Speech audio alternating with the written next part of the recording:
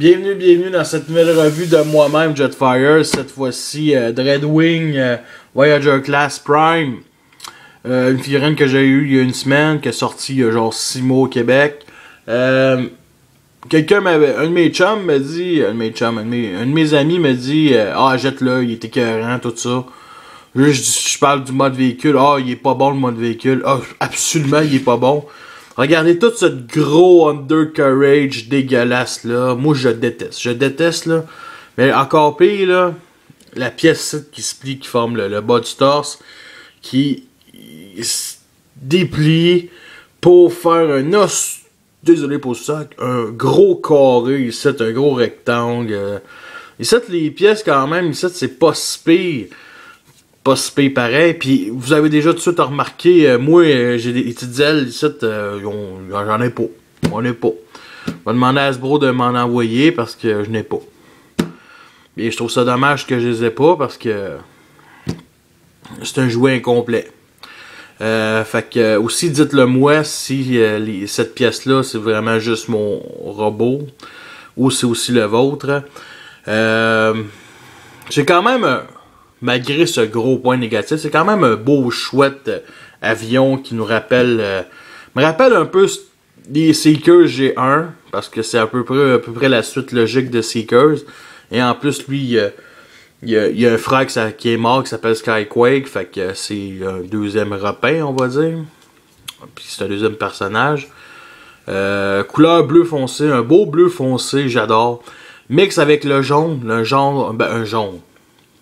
Je dirais couleur bronze aux petites ailes ici, les signes Decepticons. C'est bizarre, mais les signes Decepticons ici me rappellent le signe des Autobots Garde Élite. Fait peut-être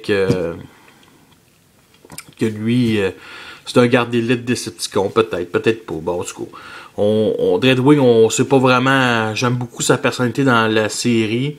Puis je trouve que sa place en jouet dans mon étagère est mieux que Skyquake.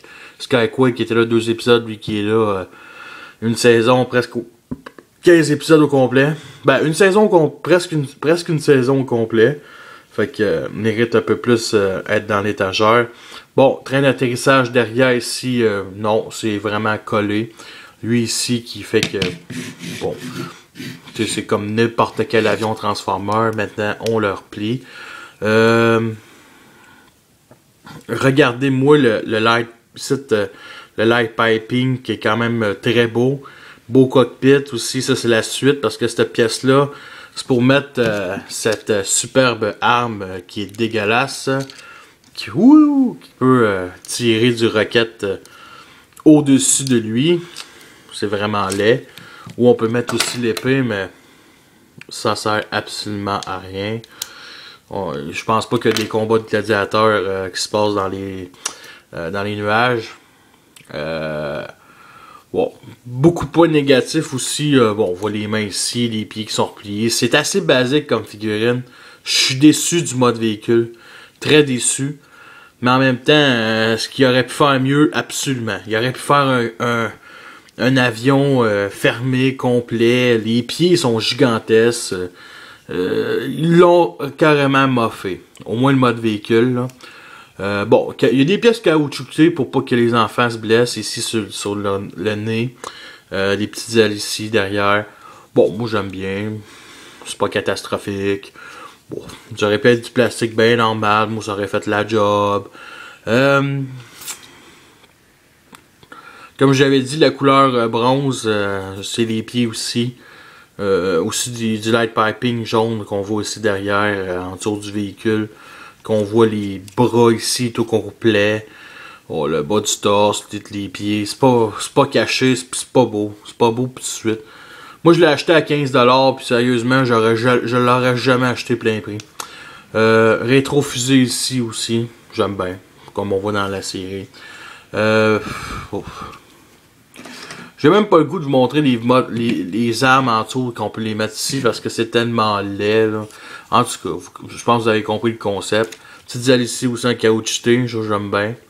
Vraiment, quand même si c'est vraiment laid, vu de même, là, faut l'avouer, il est quand même beau, là, vu d'en haut, là, wouh, tu sais. En tout cas. Commençons. Non, pas commençons en transformation. On va comparer aussi à notre figurine, qui a son mode alternatif, il est laid.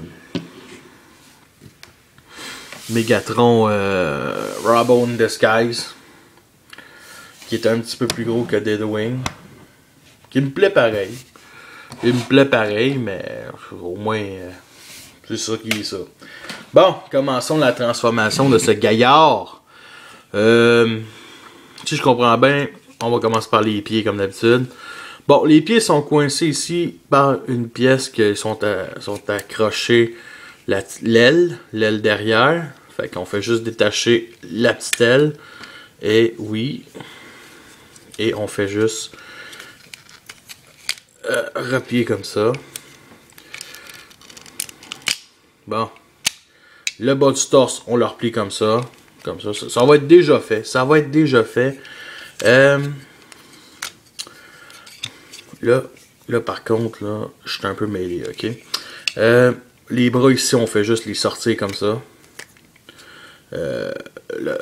Le torse, on fait juste le rabattre ici. Le bout de l'avion, c'est simple, comme dans l'animé, on vient le replier. Mais avant tout, on détache ces petites ailes ici devant. Comme ceci. Il y a une pièce ici. Attends, excusez-moi, là, mais... Et on vient le rabattre ici. Et bien entendu, il y a des pièces ici qui se bougent vers l'avant pour former son genre de torse. Pour replier le nez de l'avion. Et bien entendu, on replie tout ça comme ceci en avant. On sort la pièce, les petites ailes comme ça. On fait juste les retrousser vers l'avant, comme ça. On les plie. Et on les tourne à 90 degrés vers nous. Et ici, là, la pièce du torse, on vient la clipser ici. À peu près. Les pieds, on fait juste les repousser comme ça. Les petites ailes comme ça, on peut les mettre comme ça. Comme ceci, comme ça. On a déjà une bonne affaire. Bon, comme ça. Et les ailes derrière, on fait juste les replier un peu plus. Comme ça.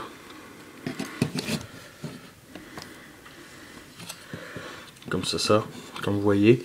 Et les bras, on fait juste les replier comme ça. Retourner. Comme ça. Et cette pièce-là, la pièce jaune, on vient la remettre, je pense qu'il faut, ouais, comme ça. On détache le torse pour mettre la pièce jaune derrière, ici. Et on fait juste remettre la tête devant. Et bien entendu, le propulseur ici.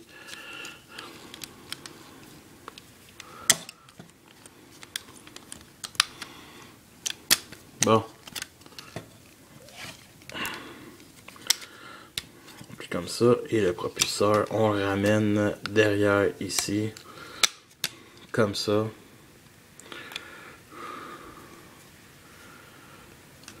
Ouais.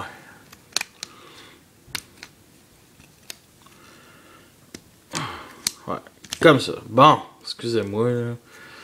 Et les ailes. On les replie comme ça.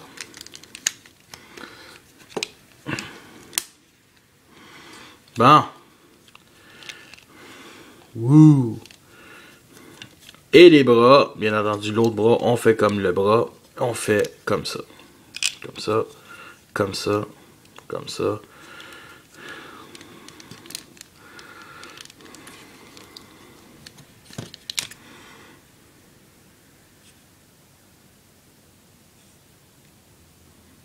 Oh non.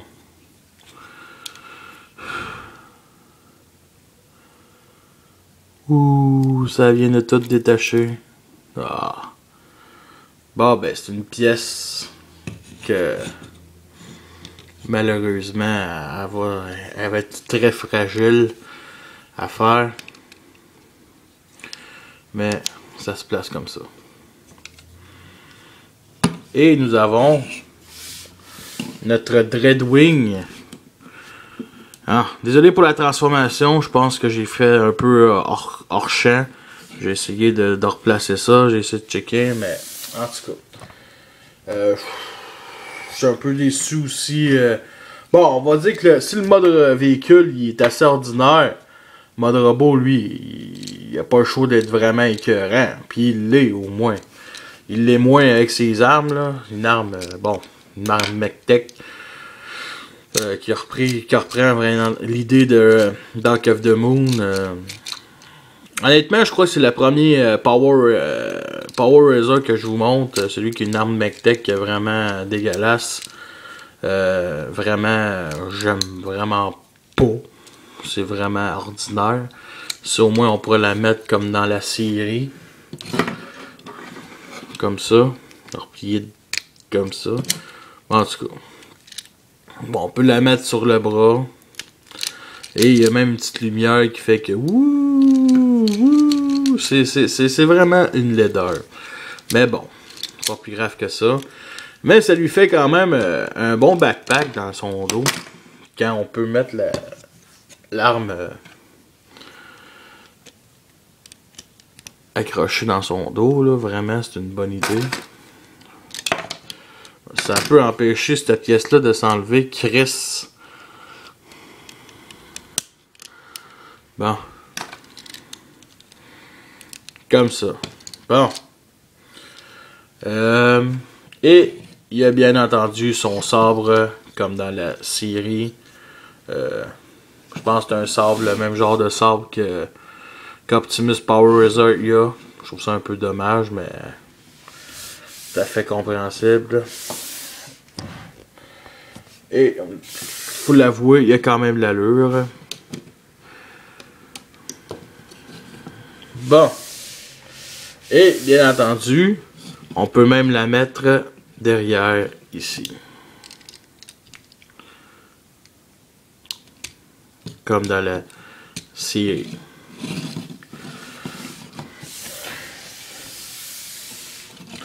Bon, comme vous voyez, c'est quand même le gros avantage de cette figurine-là. Un très beau mode robot. Quand même très beau. Les pièces jaunes, l'air piping un peu partout. Le gris plastique, j'aime moins. J'aime beaucoup ses bras, les formes de ses bras. C'est ce qu'on voit dans l'animé, c'est bien cette figurine, ce bonhomme-là. Parfaitement. Au moins, ils se sont peut-être plantés avec le mode véhicule, mais ils se sont pas plantés avec le mode robot.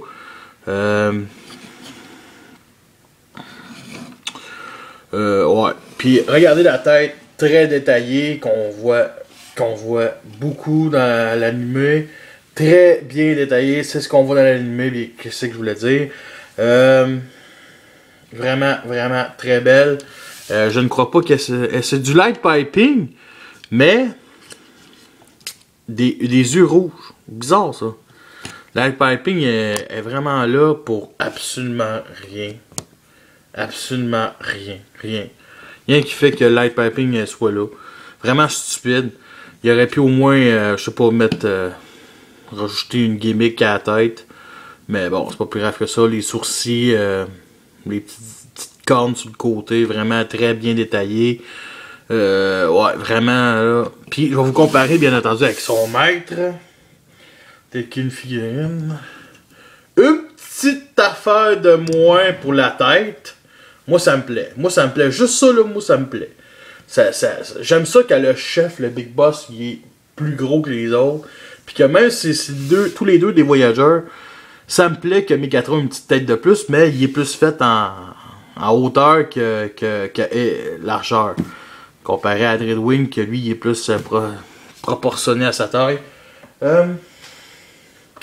Bon, côté articulation, bon, pas mal joint ici au bras. 360 au coude. Au coude, ça se plie seulement par devant. La main, ça se tourne. Ben comme du monde. La tête, est-ce qu'elle se tourne? Ouais, elle se tourne. Mais fragile, je veux dire, elle est comme pas facilement, tu sais. Mais c'est pas grave. L'autre bras, c'est la même affaire. Et au torse, il n'y a absolument rien, tout à fait compréhensible. Et ici, bien entendu, les jambes sont sur un bas joint, plié au genou, qui se plie en arrière. Le pied, aucune articulation, mais est-ce qu'on peut lui faire... Wouah! Comme ça, là. Une petite passe comme ça, là. Avec son petit épée, là.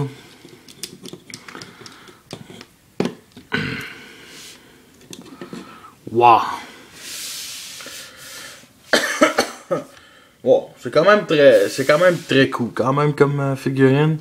Moi je l'ai acheté 15$, puis je l'aurais jamais acheté plein prix. Honnêtement là, parce que le mode véhicule là, c'est vraiment pas fait pour ça. Fait que est-ce qu'il en vaut la peine? Absolument. Si vous l'avez acheté plein prix, ben gare à vous, vous allez l'acheter un peu trop.